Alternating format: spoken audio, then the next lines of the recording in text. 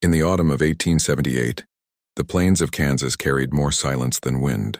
Just outside a small farming settlement stood a white wooden church, newly built yet already avoided after sundown. It belonged to the Hale family, 4 brothers who had arrived earlier that year and rebuilt the abandoned chapel with their own hands.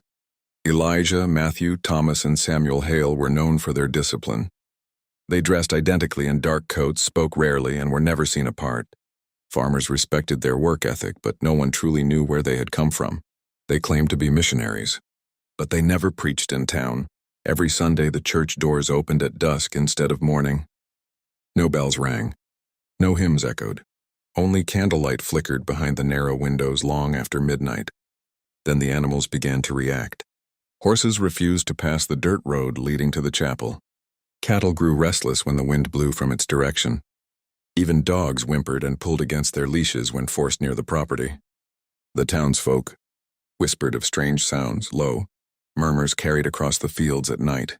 Not singing, not prayer, something rhythmic, something unified. One evening, a schoolteacher named Clara Whitmore decided to see for herself.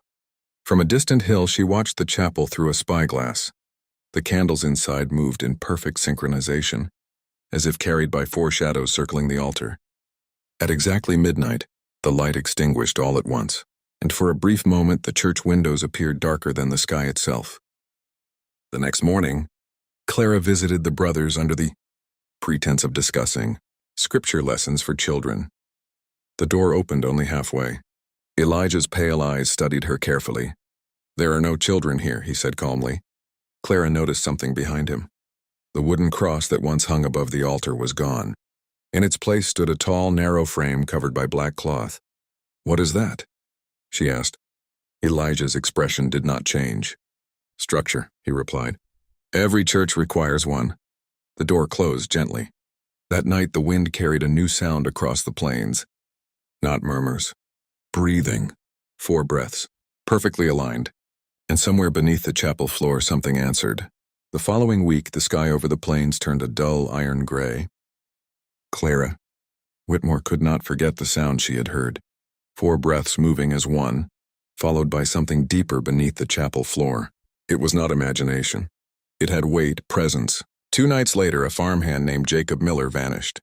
Jacob had been drinking at the saloon when he loudly mocked the Hale brothers, calling their church a grave with candles. Witnesses said he left before midnight, determined to prove there was nothing to fear. He never reached home. His horse was found the next morning tied calmly to the chapel fence. The saddle was empty. Sheriff Callahan rode out to question the brothers. He found them in the field behind the church, digging. "A new well," Matthew explained evenly. The earth around the pit was strangely dark, almost damp despite weeks without rain. Sheriff Callahan asked about Jacob. Samuel answered this time. "Lost men often walk toward what calls them." The sheriff frowned. "And what would that be?" Thomas looked up slowly. "Purpose. The well was too narrow for a water source, too deep for a simple grave, and yet no body was found." That Sunday night, Clara returned to the hill. This time she saw something different. The black cloth inside the chapel had been removed. Behind the altar stood a tall wooden frame shaped like a doorway, but there was no wall attached to it, just an empty vertical threshold. The 4 brothers stood around it, hands linked. Their lips moved in perfect unison.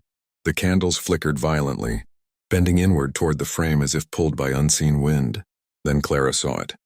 The darkness inside the wooden threshold was thicker than shadow. It did not reflect candlelight. It absorbed it. And from within that narrow space, a 5th breath joined the rhythm. Slow, uneven, learning. Clara's hands trembled as she lowered the spyglass. The next morning, she visited the Miller farm. Jacob's mother sat motionless on the porch. She claimed she heard her son's voice the previous night, softly calling from the fields. But when she stepped outside, there was only wind. Clara now understood. The Hale brothers were not preaching salvation. They were building alignment. 4 bodies, 1 pattern, and something waiting for the 5th. By the end of October, the plains no longer felt empty. They felt occupied.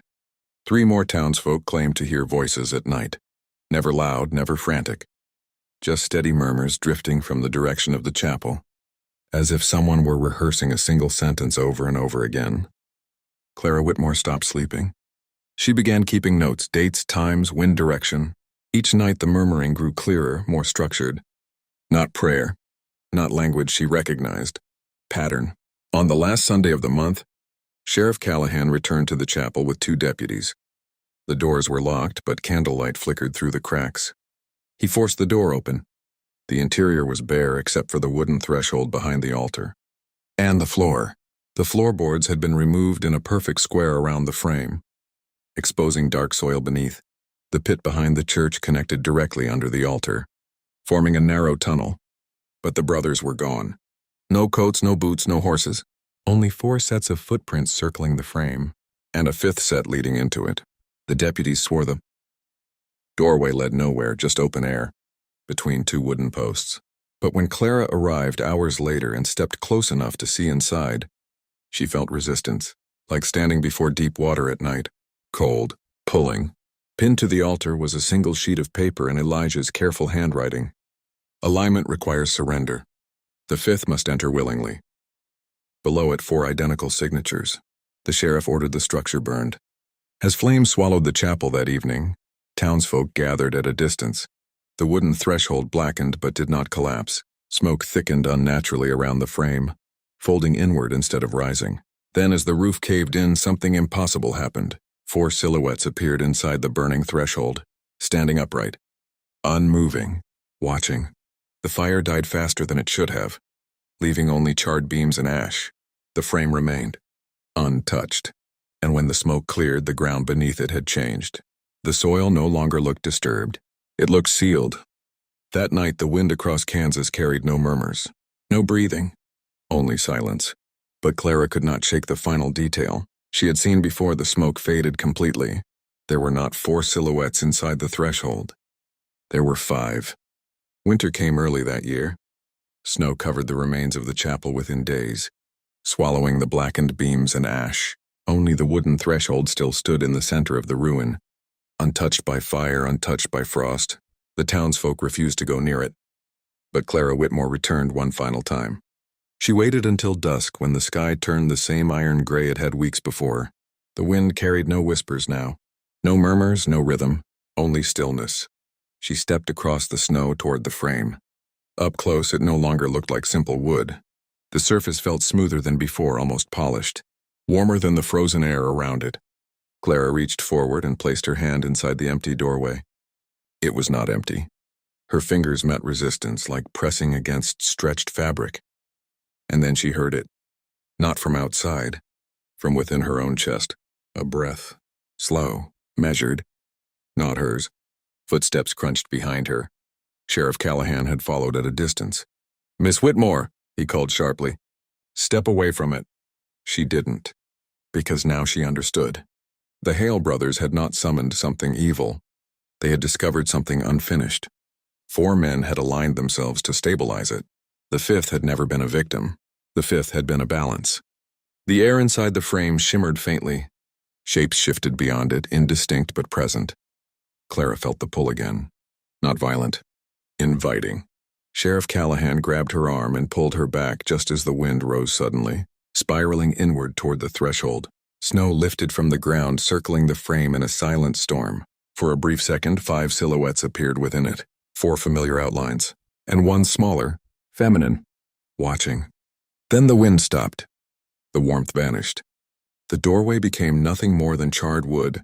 Sheriff Callahan ordered it torn down the next morning. Men arrived with axes, but when they reached the ruins, there was nothing there. No frame, no ashes, no sign a church had ever stood in that field. Only flat, untouched snow. By spring, grass grew evenly across the land. The town rebuilt its routines. Jacob Miller was spoken of less each year. The Hale brothers became rumor. Then legend, then nothing.